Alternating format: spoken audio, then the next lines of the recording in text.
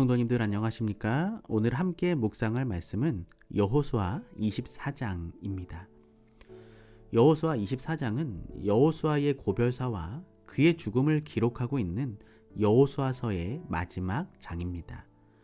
여호수아의 죽음으로 이스라엘은 새로운 국면을 맞게 됩니다. 모세의 죽음으로 광야 생활이 끝나고 가나안 정복 시대가 시작되었듯이 여호수아의 죽음으로 가나안 정복 시대가 끝나고 사사 시대가 시작되는 것입니다. 첫 번째 부분에서 아브라함으로부터 가나안 정복 시대까지 하나님께서 하신 일들을 회상합니다. 두 번째 부분에서는 여호수아의 마지막 권면과 백성들의 응답을 기록하고, 마지막 부분에서는 여호수아와 그에 함께 일했던 대제사장 엘르아살의 죽음을 말하면서 가나안 정복 시대를 종결짓고 있습니다. 여호수아 24장 1절입니다. 여호수아가 이스라엘 모든 지파를 세겜에 모으고 이스라엘 장로들과 그 두령들과 재판장들과 유사들을 부르매 그들이 하나님 앞에 보인지라. 여호수아는 마지막 호소를 위하여 지파들의 두령과 대표를 세겜에 소집하였습니다. 세겜은 가나안 중부 에발산과 그리심산 사이에 위치한 곳으로 가나안에 들어온 이후 여호수아는 이곳에서 이스라엘 백성들에게 모세가 기록한 율법의 모든 말씀을 낭독한 일이 있었습니다. 모세가 마지막 고별 설교 장소로 세겜을 선택한 것은 매우 적절했던 것입니다. 여기서 언약이 아브라함에게 처음 주어졌습니다. 바로 그 근처에서 야곱이 언약을 갱신했습니다. 여호수아가 이스라엘에게 너희 중에 있는 이방신들을 치워 버리라고 했을 때 여호수아와 백성들은 수백 년 전 그들의 조상 야곱이 세겜 상수리 나무 아래서 자기 가족들에게 이방 신상을 버리고 자신을 정결케 하라고 한 권면을 떠올렸을 것입니다. 그리고 아이성 함락 후 다시 여기서 언약이 갱신되었습니다. 여호수아의 고별 설교 장소로, 그리고 이스라엘과 하나님의 언약을 갱신할 장소로 세겜보다 더 적합한 곳은 없었습니다. 여호수아 24장 15절입니다. 만일 여호와를 섬기는 것이 너희에게 좋지 않게 보이거든 너희 열조가 강 저편에서 섬기던 신이든지 혹 너희의 거하는 땅 아모리 사람의 신이든지 너희 섬길 자를 오늘날 택하라. 오직 나와 내 집은 여호와를 섬기겠노라.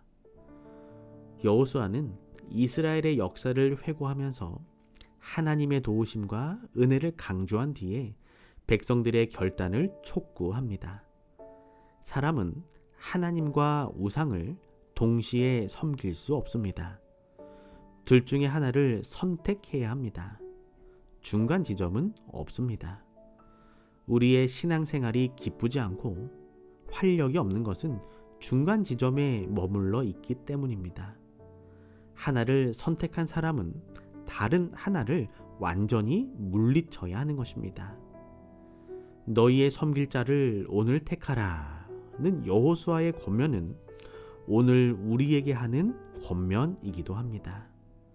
후에 엘리야는 여호수아와 같은 심정으로 갈멜산에서 백성들에게 외쳤습니다.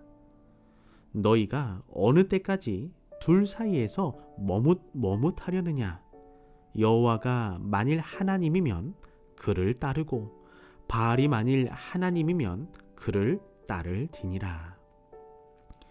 오늘 여호수아의 외침이 우리 귓가에 맴돌기를 소망합니다. 세상과 하늘 사이에서 머뭇거리지 말고 오직 나와 내 집은 여호와를 섬기겠노라고 다시 한번 결심하는 귀한 삶이 되기를 소망합니다.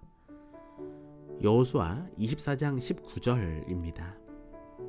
여호수아가 백성에게 이르되 너희가 여호와를 능히 섬기지 못할 것은 그는 거룩하신 하나님이시요 질투하는 하나님이시니 너희 허물과 죄를 사하지 아니하실 것임이라. 여호수아는 백성들의 결심을 듣고도 너희가 여호와를 능히 섬기지 못할 것이라고 말합니다. 여호수아가 백성들을 믿지 못하는 것일까요?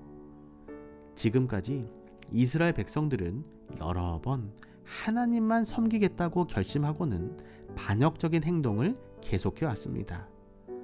광야에서부터 그들의 반역적인 기질을 잘 알고 있는 여호수아로서는 백성들의 결심을 쉽게 받아들일 수 없었을 것입니다. 그러나 그의 말에는 더 깊은 의미가 있었습니다.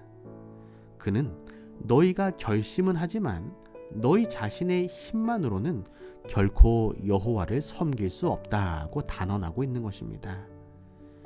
이 선언을 통해 여호수아는 사도 바울보다 수백 년 전에 믿음으로 말미암는 의의 대원칙을 제시하고 있습니다.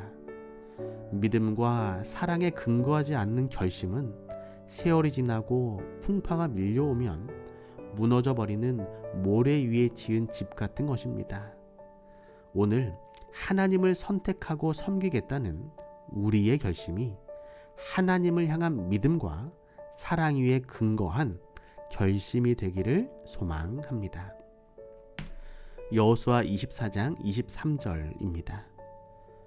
여호수아가 가로되 그러면 이제 너희 중에 있는 이방 신들을 제하여 버리고 너희 마음을 이스라엘의 하나님 여호와께로 향하라. 백성들의 고백을 듣고 여호수아는 그렇다면 너희 중에 있는 이방 신들을 치워버리고 오직 하나님만 섬기라고 하였습니다. 마음속에 우상을 품고 있으면서 말로만 하는 순종의 결심은 가치 없는 것이었습니다. 야곱이 자기 집에 거하는 자들이 간직하고 있던 이방 신상들을 상수리 나무 아래에 묻은 곳도 바로 지금 지파들이 모여있는 세겜이었습니다. 그들이 모든 형태의 우상 숭배에 반대하는 큰 열성을 표현하고 있기는 했지만 지금도 여전히 그것이 이스라엘 백성 사이에 은밀하게 자행되고 있음을 여호수아는 알고 있었던 것입니다. 이스라엘 백성처럼 오늘날 우리도 마음속에 어떠한 은밀한 우상들을 품고 있을 수 있습니다. 마찬가지로 이러한 우상을 우리가 철저하게 제거하지 않으면 우리의 신앙 고백은 위선이 될 것입니다. 여호수아 24장 29절입니다. 이 일 후에 여호와의 종 눈의 아들 여호수아가 110세에 죽음에. 여호수아의 이름이 처음으로 역사에 등장한 것은 그의 나이가 40대 중반이었을 때입니다. 광야 생활 40년 후 그가 이스라엘 백성들을 이끌고 가나안에 들어갔을 때 그의 나이는 80대 중반이었을 것입니다. 가나안 정복과 땅의 분배가 7년쯤 걸렸으니 땅 정복을 마쳤을 때 그는 90세가 넘었을 것이고 그 후 거의 20년 동안 이스라엘의 지도자로 살아왔습니다. 파란만장한 세월이 지나가고 이제 한 위대한 지도자가 110세에 죽게 되었습니다. 그의 죽음과 함께 가나안 정복 시대는 끝나고 이스라엘의 역사는 혼란스러운 사사시대로 들어가게 됩니다.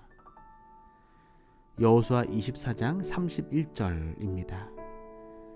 이스라엘이 여호수아의 사는 날 동안과 여호수아 뒤에 생존한 장로들 곧 여호와께서 이스라엘을 위하여 행하신 모든 일을 아는 자의 사는 날 동안 여호와를 섬겼더라.